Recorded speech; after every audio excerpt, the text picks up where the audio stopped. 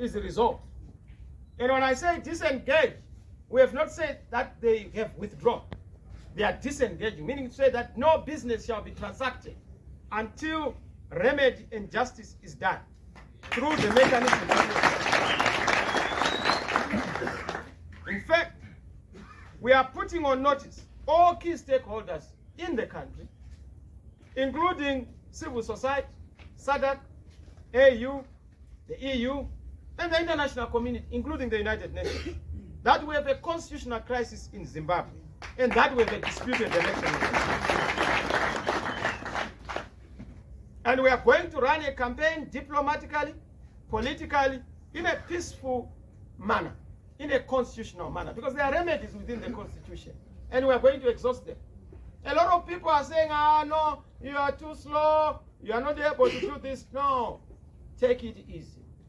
We know what we are doing. We understand the pulse of this nation.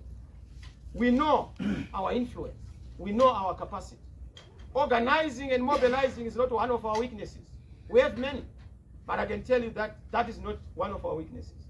We can organize so well and mobilize so well that we can even persuade ZANU-PF members to be part of this legitimate issue, because poverty knows no political party. In fact, any action, any peaceful expression of discontent must not be a partisan one. It must also reach out to ZANU-PF.